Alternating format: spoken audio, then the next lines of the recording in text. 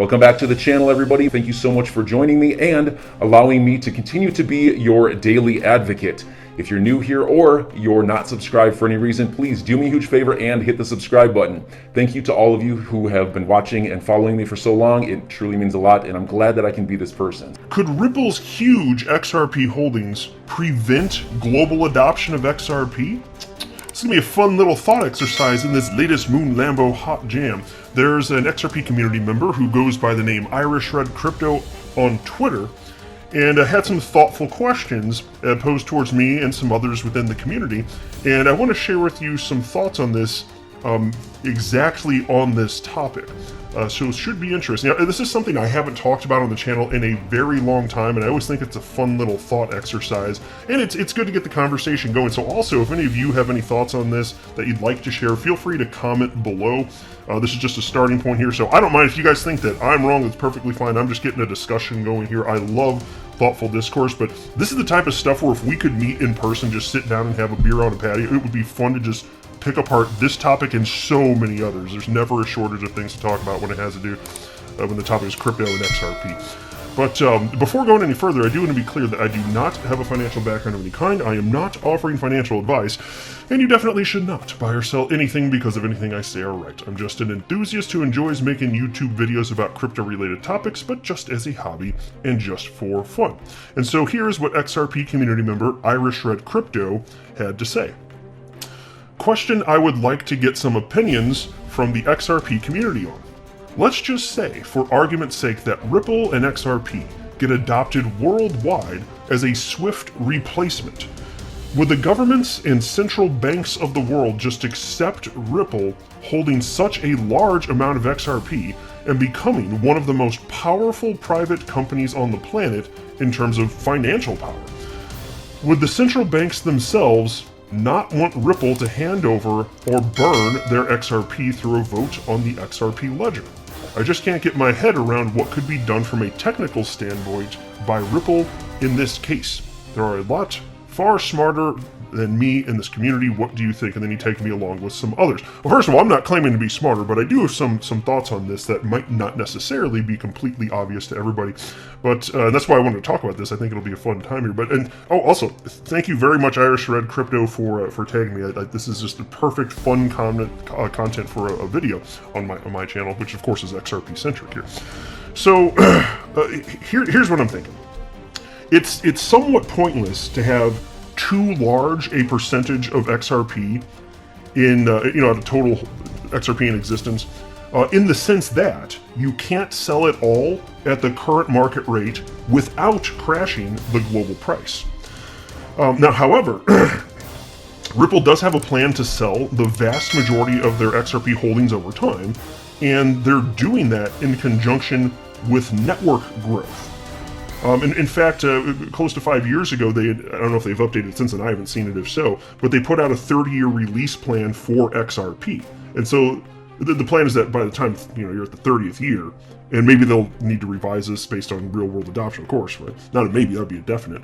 But the point is, their actual holdings would be it would be way less significant than what it is now, right?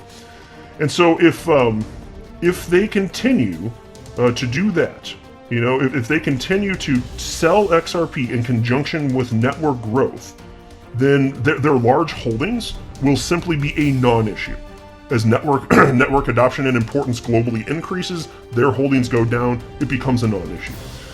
Now, since no one can legally force XRP out of the possession of Ripple, then if Ripple's large holdings, and by the way, let me be clear when I say that. When I say nobody can force it out of the hands of Ripple legally, I'm talking about individual entities. Like, what I'm saying is the federal government can't come in and just seize the XRP, stuff like that. That's what I'm talking about. I understand that there can be votes within the XRP ledger with validators and burning XRP. I understand that's a separate concept.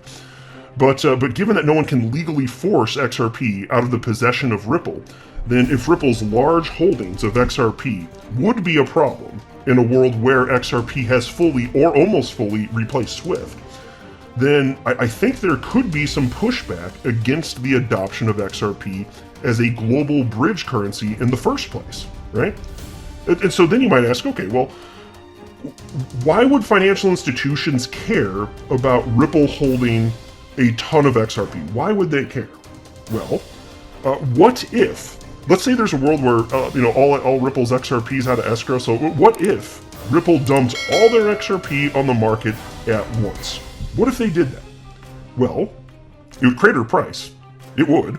And if price cratered globally, then, and we're talking, and again, by the way, hypothetically, again, in this scenario, we're talking about a world where hypothetically, based on the way that Irish Red worded the hypothetical, in this hypothetical, XRP's already been adopted and replaced entirely or almost entirely SWIFT. So XRP's broadly being used for the settlement of everything, right? So this is just a fun hypothetical. Well, if Ripple then dumped their XRP because they hadn't sold off a ton at the point that this hypothetical situation is occurring, and let's say they dump all their XRP on the market at once, well, it would crater price.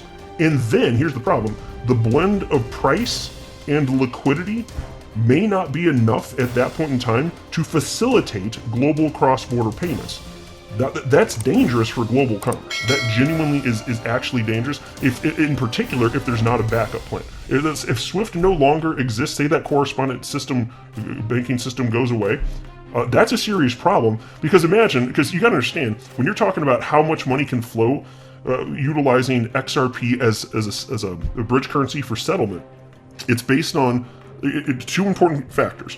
Liquidity, so we're talking about how much is being bought and sold on the market at any given time, and also the second factor, which is price.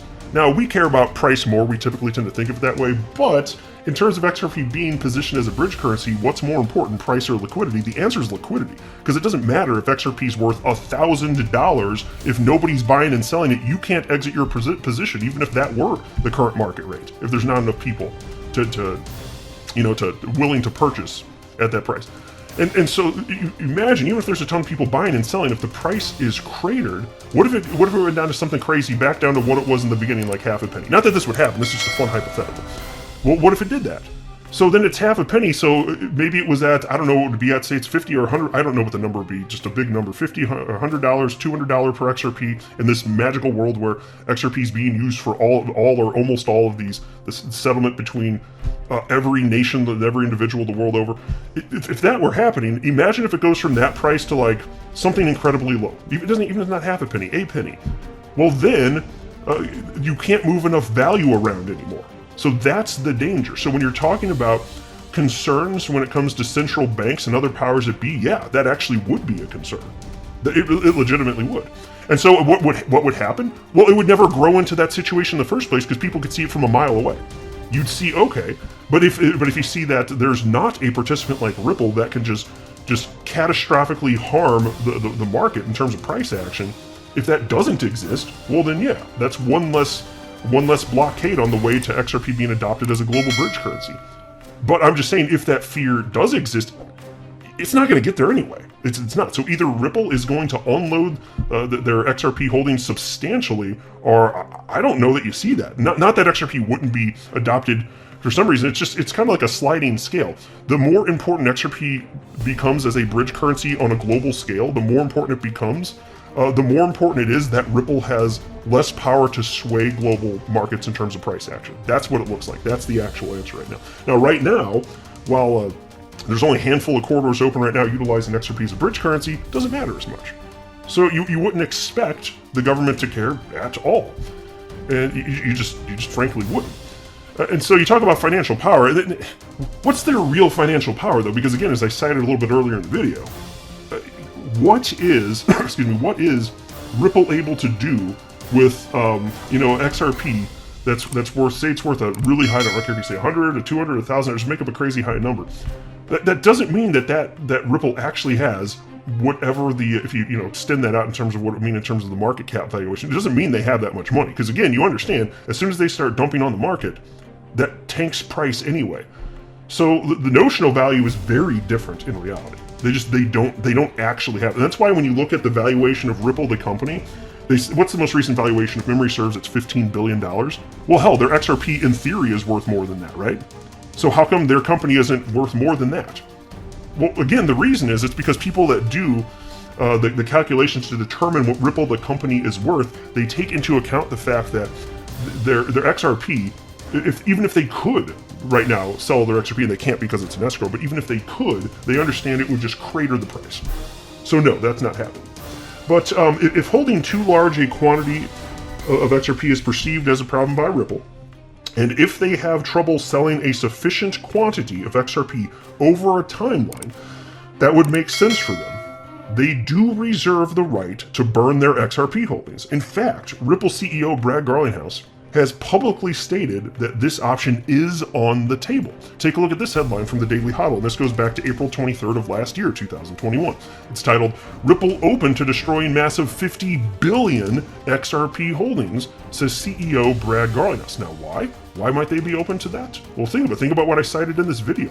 If XRP gets adopted to an insignificant degree because people, the powers that be are afraid of what would happen in a world where XRP is globally adopted, then it doesn't matter if they have 50 billion. Wouldn't you rather see adoption and have it be worth more because it's more adopted, or just have a bunch that's worth less?